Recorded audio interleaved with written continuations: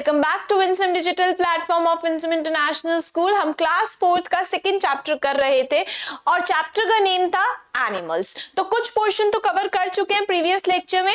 आज हम इसका जो रिमेनिंग पोर्शन है वो कवर करेंगे। Next is reproduction in animals. हमारा जो नेक्स्ट टॉपिक है हम पढ़ेंगे रिप्रोडक्शन इन एनिमल्स।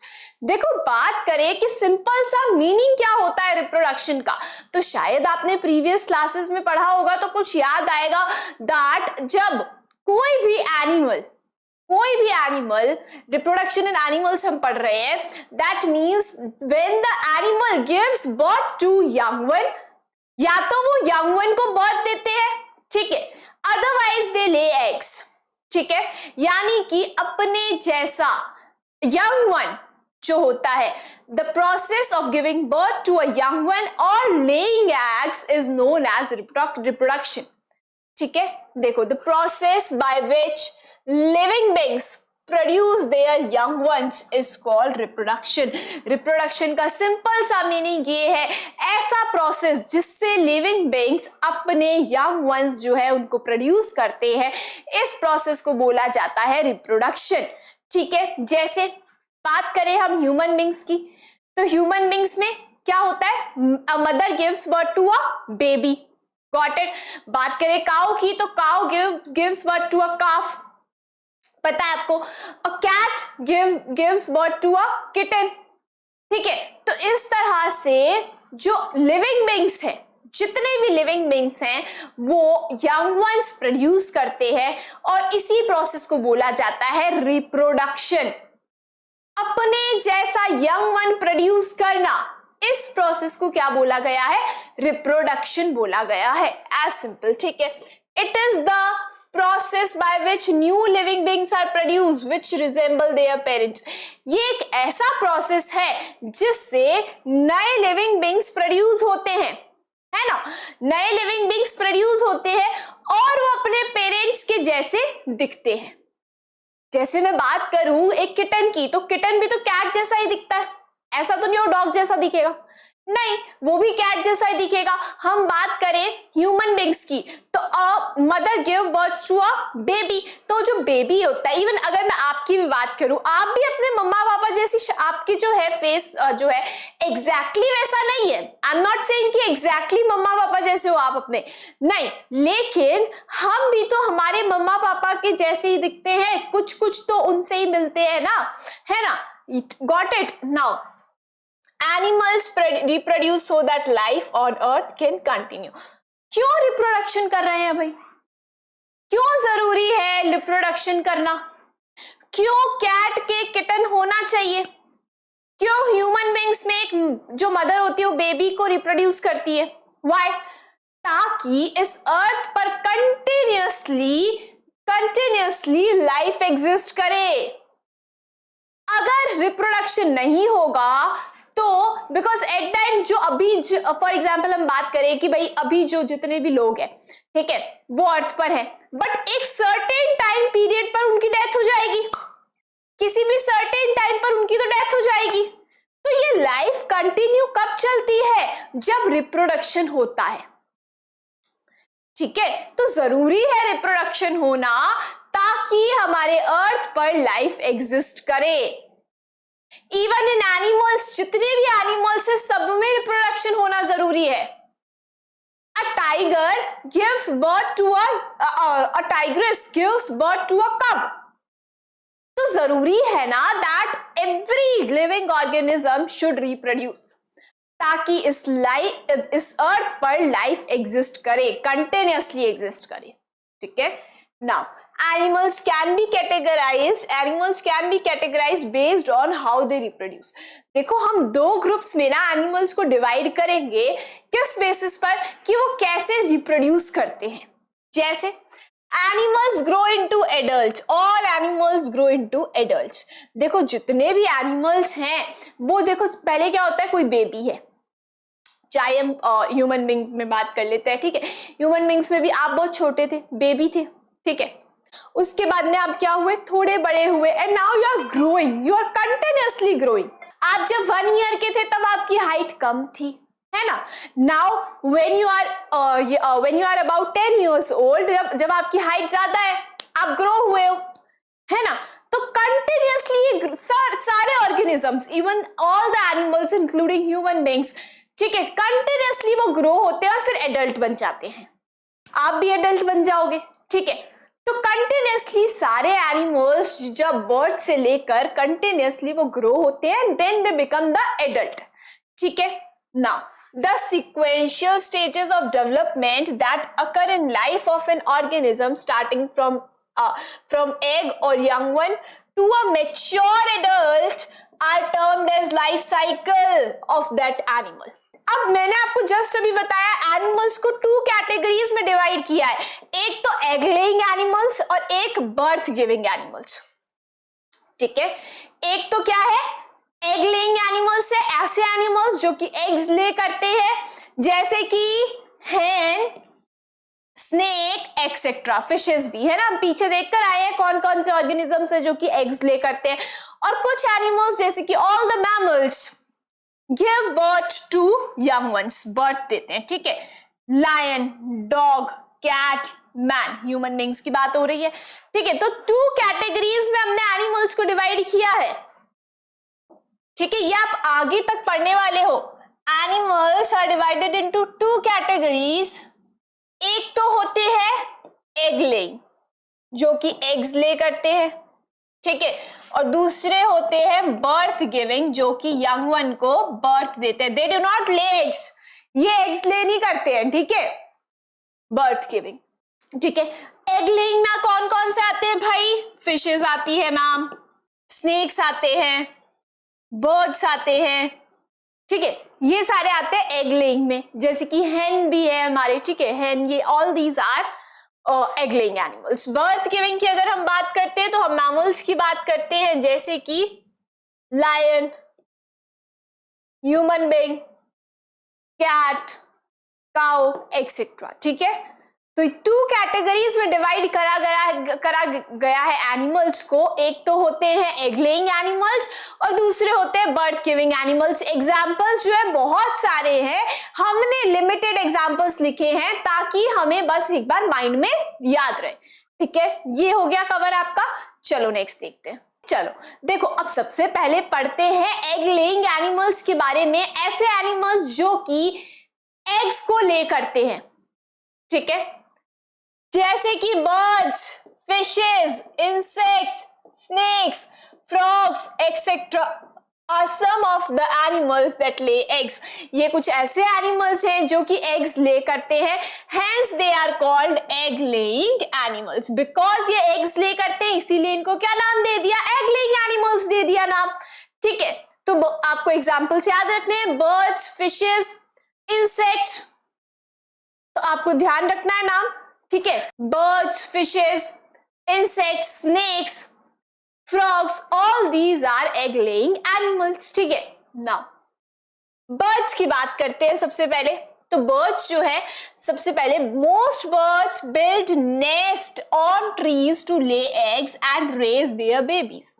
देखो आपने ना, शायद आपके घर पे भी, इवन हमने भी कई बार होता है हमारे भी घर पे, कि हमारे जो बालकनी होती है, टेरेस पे हमारे, हम कई बार देखते हैं कि बर्ड्स नेस्ट बना देते हैं, यानी कि घोंसला जो होता है ना, ऑल्दो वो अपना घोंसला ट्रीज पर बनाते हैं, लेकिन कई बार शायद आपने देखा होगा आपके घर पे भी बना देते हैं वो, है ना। तो वो क्या बनाते हैं, पहले तो अपना नेस्ट बनाते हैं, घोंसला बनाते हैं, यू कैन से कि वो अपना घर बनाते हैं सबसे पहले तो मैम, ठीक है। अब उस नेस्ट में वो एग्स को ले करते हैं, ठीक है। ये जो एग्स हैं उसके अंदर से एग्स जो है वो हैच करते हैं, देन देयर जो बेबीज होते हैं वो उस एग से बाहर निकलते हैं, और फिर वो जो बर्ड्स हैं वो उन बेबीज का ध्यान रखते हैं जब तक वो बड़े होते हैं, ठीक है। After laying eggs the mother bird keeps the eggs warm bye sitting on them, this is called incubation. देखो बात करें अगर, यू कैन सी ये कौन है, हेन है, ठीक है, ये कौन है, हेन है। अब जो मदर बर्ड होती है ना, वो क्या करती है, the mother bird after the, मतलब मदर बर्ड ही एग्स को ले करती है, आपको पता है ना, the mother bird will lay the eggs, ठीक है। मदर बर्ड ने एग्स ले किए, अब मदर बर्ड उन एग्स के ऊपर ऐसे इस तरह से पिक्चर में आप देख सकते हो बैठ जाती है, ठीक है।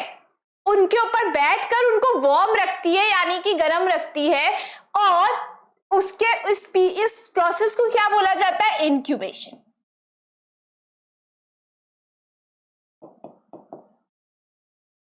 इसको क्या बोला जाता है? इंक्यूबेशन। क्या है इंक्यूबेशन? सिंपल सी बात है मैम कि ऐसे अपना नेस्ट बनाया हेन ने, आप देख सकते हो ये हेन है, एंड हेन ने अपना नेस्ट बनाया, ठीक है, घोंसला बनाया, अपना नेस्ट बनाया, उस नेस्ट में एग्स को ले कर दिया।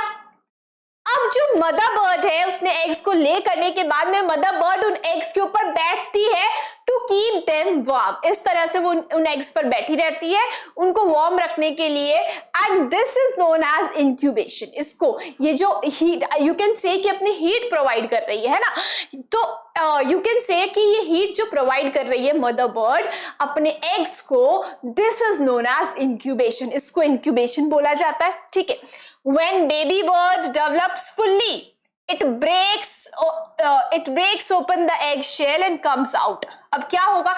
ये देखो, बात सिर्फ हैन की, आपको पिक्चर में हैन दिखाया गया है, ठीक है, आपको पिक्चर में हैन दिखाया गया है, पर सारे बर्ड्स की बात हो रही है यहाँ पे, जितने भी बर्ड्स हैं सबकी बात हो रही है यहाँ पे, ठीक है।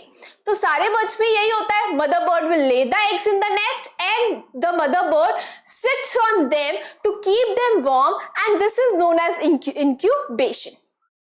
अब जब जो बेबी बर्ड है एग के अंदर जो बेबी बर्ड है, जब वो फुल्ली पूरी तरह से डेवलप हो जाएगा, वो जब डेवलप हो जाएगा तो वो एग को इस तरह से तोड़ के बाहर निकल जाता है। पिक्चर में आप यहाँ पे देख सकते हो, ठीक है।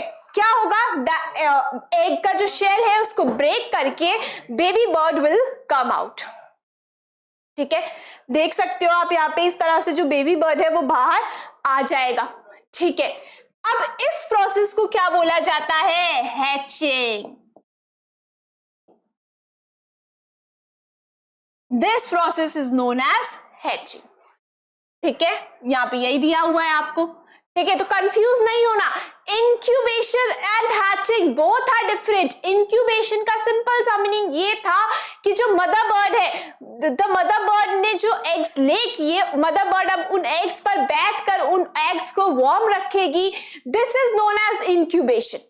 और जब बेबी बर्ड एग के अंदर पूरी तरह से डेवलप हो जाएगा, बेबी बर्ड एग के शेल को ब्रेक करके बाहर निकल जाएगा, this process is known as hatching, ठीक है। Now the baby birds grow into adults। अब ये जो बेबी बर्ड्स हैं ये भी एडल्ट्स में ग्रो हो जाएंगे, ऑब्वियसली बात है, ठीक है। The parent bird feed and protect the young ones until they can look after themselves. अब क्या होता है, जैसे आपके भी मम्मा पापा आपका ध्यान रखते हैं, है ना, उसी तरह से जो बेबी बर्ड्स हैं जब तक वो पूरी तरह से खुद का ध्यान रखना नहीं सीख जाते, उनके पेरेंट्स उनका ध्यान रखते हैं उनका, ठीक है। सिंपल सा मीनिंग है कि भाई जो बेबी बर्ड्स हैं वो अब एडल्ट्स में ग्रो होंगे, ठीक है। हैचिंग हो गई, हैचिंग के बाद में अब जो बेबी बर्ड है वो एडल्ट में ग्रो होगा, एंड नाउ टिल जब तक वो अपना खुद का ध्यान रखना नहीं सीख जाते हैं, जो पेरेंट बर्ड्स हैं वो उनका ध्यान रखेंगे, उनको फीड करेंगे, ठीक है, उनको फीड करेंगे, मतलब जो भी उनको खाना चाहिए, है ना, वो सब कुछ उनको प्रोवाइड करते हैं जो पेरेंट बर्ड्स होते हैं। सेम वही चीज है, जैसे आपके मम्मा पापा आपका ध्यान रखते हैं, उस तरह से जो पेरेंट बर्ड्स होते हैं वो भी अपने बेबी बर्ड का ध्यान रखते हैं जब तक कि वो खुद से अपना ध्यान रखना ना सीख जाए। आप भी जब अपना ध्यान रखने लग जाओगे तब मम्मा पापा इतना ध्यान नहीं रखते फिर, है ना, बट जब तक आप अपना ध्यान रखना नहीं सीखते अच्छे से तब तक मम्मा पापा आपका ध्यान रखते हैं, एज सिंपल एज दैट, ठीक है। चलो समझ आया क्या है इंक्यूबेशन और क्या है हैचिंग, ठीक है। चलो नेक्स्ट देख लेते हैं। Now you can see the picture, ये किसकी आपको लाइफ साइकिल दी हुई है, पिक्चर में देख के पता लग रहा होगा, the life cycle of a bird. Now next is an egg of a hen। देखो, an egg of a hen is oval in shape and has a thin protective shell called egg shell। बात करें अगर egg की, तो जो hen का egg होता है आपने सबने देखा होगा, ठीक है, तो ओवल शेप का होता है, आपने सबने देखा होगा जो hen का एग होता है ओवल शेप का होता है, ठीक है। और बाहर एक प्रोटेक्टिव शेल होता है, ठीक है। जो प्रोटेक्टिव शेल, जो व्हाइट कलर का बाहर का जो प्रोटेक्टिव शेल होता है, मे बी येलो भी कलर का होता है थोड़ा सा, और कई बार व्हाइट कलर का भी होता है, ठीक है। That is known as egg shell, उसको एग शेल बोला जाता है। And air space is present at the broad end of the egg. अब देखो यहाँ पे आप पिक्चर में देख सकते हो, एक तरफ से क्या है, टैपर्ड एंड है, यहाँ से एंड जो है वो टैपर्ड है थोड़ा सा, ठीक है। और एक तरफ से इस तरह से क्या है, ब्रॉड है। तो जो ब्रॉड एंड होता है वहां पे क्या होता है, एयर स्पेस होता है। ये जो एयर सेल है ना, इसी को क्या बोलते हैं, एयर स्पेस बोला गया है, इसी को एयर स्पेस बोला गया है, ठीक है। Now The air space grows larger as an egg ages. अब जैसे जैसे जो एग है वो बड़ा होता है, ठीक है, जैसे जैसे जो एग है उसकी एज बढ़ती है, ठीक है, उसके साथ साथ ये एयर स्पेस भी क्या होता है, ग्रो होता है। An egg has a white jelly-like substance inside called albumin, which protects the embryo. देखो आपको पता होगा, अंदर जब हम एग को, जो एग शेल है उसको जब हम ब्रेक करते हैं, जब हम ब्रेक करके, अभी कभी आपने घर पे अगर देखा भी है, तो जब उसको ब्रेक किया जाता है तो हमें दो चीजें देखने के लिए मिलती है। एक तो येलो कलर का सब्सटेंस होता है, ठीक है, और एक जो होता है वो व्हाइटिश कलर का होता है, एक सब्सटेंस व्हाइट कलर का। जो व्हाइट कलर का सब्सटेंस होता है उसको बोला जाता है एल्ब्यूमिन, ठीक है, जो कि क्या करता है, एम्ब्रियो को प्रोटेक्ट करने का काम करता है। एम्ब्रियो कहां पर होता है मैम, एम्ब्रियो यहां पर होता है, यहां पे। और जो येलो कलर का आप पार्ट देखते हो, देखो ये रहा, the yellow inner part of the egg is called yolk. और जो येलो कलर का पार्ट होता है, दो, जब हम एग को ऐसे ब्रेक करते हैं तो दो चीजें हमें देखने के लिए मिलती है। एक तो हमें व्हाइट कलर का पार्ट देखने के लिए मिलता है और एक येलो कलर का पार्ट देखने के लिए मिलता है, सर्कल शेप का होता है जो है ना।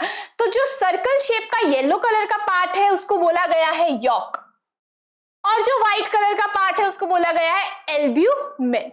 और जो एम्ब्रियो होता है, अब ये जो एल्ब्यूमिन है ये क्या काम करता है, एम्ब्रियो को प्रोटेक्ट करने का काम करता है। एम्ब्रियो कहां पर है मैम, जो आपका यॉक है ना, एग यॉक जो है उसके अंदर ही एम्ब्रियो प्रेजेंट होता है, ठीक है ना। Yolk provides food for the growing baby और एम्ब्रियो। अब यॉक क्या काम कर रहा है, देखो एल्ब्यूमिन, जो एम्ब्रियो है वो यहाँ पे ग्रो हो रहा है, ठीक है। अब यॉक जो है वो उसको न्यूट्रिशन प्रोवाइड करता है। कहने का मतलब है जो भी खाना चाहिए ग्रोइंग बेबी को, एम्ब्रियो को जो भी खाना चाहिए, यॉक वो खाना प्रोवाइड करता है, ठीक है, ग्रोइंग बेबी को, या फिर आप बोल सकते हो एम्ब्रियो को खाना प्रोवाइड करने का काम करता है यॉक, ठीक है। और एल्ब्यूमिन क्या काम करेगा, it will protect the embryo. तो हम यहाँ पे लिख लेते हैं, एल्ब्यूमिन का क्या काम है, प्रोटेक्ट द एम्ब्रियो। और यॉक का क्या काम है, provide food to the embryo, ठीक है। ये रहा एम्ब्रियो क्या है, ग्रोइंग बेबी है, ठीक है। यू समझ आया आपको। अब मैंने अभी जस्ट आपको पहले बता दिया था कि जो एयर स्पेस है, जैसे जैसे जो एग है उसकी एज बढ़ेगी उसके साथ साथ ये एयर स्पेस भी ग्रो होता जाता है, ठीक है। शेल क्या है भाई, शेल क्या है, थिन प्रोटेक्टिव शेल होता है, ठीक है। एग शेल भी बोला जाता है, ये जो शेल है इसको क्या बोला जाता है, एग शेल, एक थिन प्रोटेक्टिव शेल आप बोल सकते हो, ठीक है। आया समझ। अब देखो ये क्या है, एम्ब्रियो डेवलप्स इनटू अ चिक। अब एम्ब्रियो ही बाद में क्या बनता है, चिक बनता है।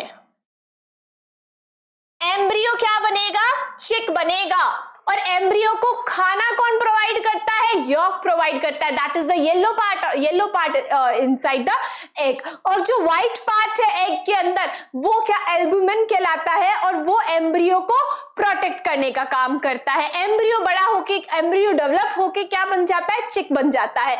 Albumin is rich in water and proteins whereas yolk is rich in fat. देखो अगर बात करें एल्ब्यूमिन की, जो एल्ब्यूमिन है वो किस में रिच है, वाटर में और प्रोटीन्स में। तो यहाँ पे हम लिख लेते हैं rich in, albumin is rich in water and protein. ठीक है, और जो हमारा यॉक है इसको हम लिख लेते हैं रिच इन फैट। ठीक है, समझ आया? तो अभी देखो मैंने जो मेन लेबलिंग्स है वो तो आपको मैंने बता दी। मेन लेबलिंग्स कौन कौन सी है मैं हाईलाइट कर देती हूँ आपके लिए so that you get it properly. कौन कौन सा है? एक तो है आपका embryo, embryo will develop into चिक। एम्ब्रियो क्या है? ग्रोइंग बेबी है और एम्ब्रियो डेवलप होके बन जाएगा चिक, ये याद रखना है। और क्या ध्यान रखना है हमें? The white part inside the egg, जो व्हाइट पार्ट होता है एग के अंदर उसको क्या बोला जाता है? एल्ब्यूमिन बोला जाता है। एल्ब्यूमिन एग जो एम्ब्रियो है उसको प्रोटेक्ट रखता है और albumin is rich in water and protein, ये ध्यान रखना है। एक तो एल्ब्यूमिन, एक ध्यान रखना है yolk. The yellow part inside this egg is known as yolk, which yolk का क्या काम है? Yolk will provide food to the embryo and it is rich in fat। ठीक है, और क्या ध्यान रखना है? एक ये ध्यान रखना है कि एयर सेल होता है जो ब्रॉड पार्ट होता है एग का, ब्रॉड पार्ट पे, ठीक है, ब्रॉड पार्ट पे क्या होता है? एग सेल होता है, सॉरी, जो ब्रॉड पार्ट होता है एग का वहां पे एयर सेल होता है जिसको हम एयर स्पेस भी बोलते हैं। और जैसे जैसे एग की एज बढ़ती है ये एयर स्पेस भी ग्रो होता जाता है। ठीक है, और हमें ध्यान रखना है शेल के बारे में, एग शेल। ठीक है, एग शेल क्या है? थिन प्रोटेक्टिव शेल है। ठीक है, ये सब कुछ आपको लेबलिंग जो मैंने हाईलाइट करी है ये सब चीजें आपको मेनली ध्यान रखनी है। ये सारी चीजें मैं ये सारा हाईलाइट कर देती हूँ so that you get my point. ठीक है, कि ये सब कुछ आपको क्या रखना है? याद रखना है। ठीक है, दिस विल फिश। देखो हमने अभी देखा बर्ड्स ले एग्स, फिश जो होती हैं वो भी क्या करती है? एग्स ले करती हैं। तो अब हम देखते हैं फिश ले thousands of eggs at a time in water. Can you just imagine कि thousands of eggs एक बारी में फिश जो है वो रिलीज करती है पानी में। ठीक है, एक टाइम पर फिश जो है वो thousands of eggs ले करती है वाटर में, बिकॉज फिश रहती भी वाटर में तो ऑफकोर्स बात है वाटर में अपने एग्स को वो ले करेगी। Fish eggs do not have shells, very important। जो फिश के एग्स होते हैं उस पर शेल्स नहीं होते, जैसे हमने पीछे अभी देखा था that the egg of a hen has shell, है ना? जो hen का जो एग है उस पे क्या है? शेल है बाहर। लेकिन जो फिशेस के एग्स होते हैं उनके बाहर कोई भी शेल नहीं होता है। ठीक है, एग्स के पास कोई शेल नहीं होता है। They have a jelly around them to protect them from water. अब देखो वाटर से प्रोटेक्ट करने के लिए एग्स के अराउंड एक जेली होती है जो कि उनको प्रोटेक्ट करती है वाटर से।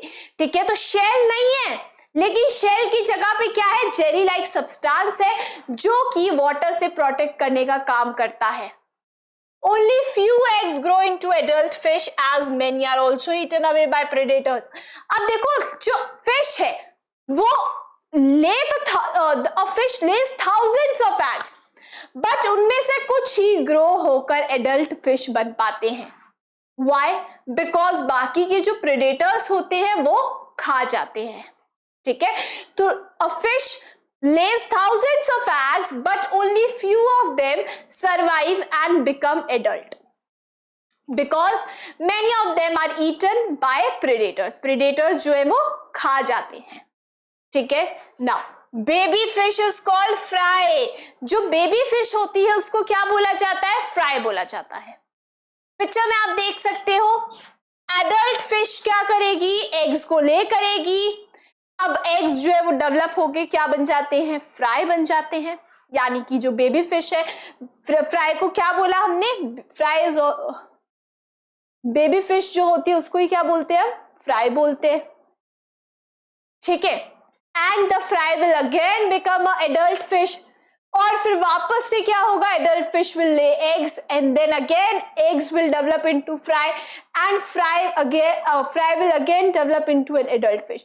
तो इस तरह से एक लाइफ साइकिल चलती रहती है फिशेस में, ठीक है। आप देख सकते हो life cycle of a fish. समझ आया? क्या ध्यान रखना है, वेरी इंपॉर्टेंट, दैट जो एग्स होते हैं do not have shell, shell नहीं होता है, ठीक है। शेल की जगह पर क्या है, यहां पे लिख लेते हैं हम लिख लेते हैं have jelly around them. Eggs के पास शेल नहीं है, but eggs have a jelly around them to protect them from water. समझ आया? ठीक है, तो ध्यान रखना है। And this is also very important, baby fish को क्या बोला जाता है, फ्राई बोला जाता है, ठीक है। समझ आ गया आपको? आइए नेक्स्ट पर चलते हैं। Now see next one is reptiles. हमने देखा था like birds reptiles also lay eggs, जो रेप्टाइल्स हैं वो भी एग्स ले करते हैं। Reptiles like lizards, snakes and turtles also lay eggs. कुछ रेप्टाइल्स जैसे कि लिजर्ड्स हो गई, स्नेक्स हो गए, टर्टल्स हो गए, ये भी क्या करते हैं, एग्स ले करते हैं, ठीक है। Reptile egg shells are like thick leather so that they do not break away easily। अब जो रेप्टाइल एग शेल्स होते हैं ना, रेप्टाइल्स के जो एग्स होते हैं उनके जो शेल्स होते हैं वो थिक लेदर जैसे लगते हैं। यू मस्ट नो लेदर कैसा होता है। अगर आपने लेदर के शूज देखे हैं या फिर लेदर के बैग्स देखे तो आपको पता होगा कि ऐसा लेदर जो होता है ना वो बहुत स्ट्रांग होता है, ऐसे मतलब बहुत इजीली हम उसको मतलब, तो ऐसा लगता है कि थिक लेदर के बने हुए हैं जो शेल्स है, ठीक है। तो क्यों होता है ऐसा, because they do not break away easily, ताकि ये इजीली, बहुत इजीली टूट ना पाए, ठीक है। बिकॉज आपने देखा होगा कि जो हैन का एग होता है उसको इजीली हम ऐसे करते हैं तो वो टूट जाता है बहुत आराम से, लेकिन जो रेप्टाइल्स के एग्स होते हैं ना वो बहुत इजीली टूटते नहीं है, बिकॉज जो आउटर शेल होता है वो किससे ऐसा लगता है that the outer shell is made up of thick leather, ठीक है। Now crocodile, tortoise etc. lay eggs in shallow pits near river banks। reptiles जैसे कि lizard, snake, turtles, crocodile, tortoise ये सारे भी eggs ले करते हैं। और बात करें crocodile और tortoise की, तो ये अपने जो एग्स होते हैं शैलो पिट्स बनाकर, यू कैन थिंक कि मतलब अपने ऐसे ना खड्डे टाइप बनाकर उसके अंदर अपने एग्स को ये ले करते हैं लैंड पर। इस तरह से पिक्चर में आप देख सकते हो river banks, because they live in reverse, ये रिवर्स में रहते हैं, ठीक है। तो रिवर के आसपास जो लैंड होता है उसको बोला जाता है रिवर बैंक, ठीक है। तो वहां पे जो रिवर के आसपास का जो लैंड है वहां पर ये शैलो पिट्स बनाते हैं, यानी कि खड्डे बनाते हैं और उसके अंदर जाकर ये अपने एग्स को ले करते हैं, ठीक है। You can C in the picture also, ये कौन है, टॉर्टॉइस है।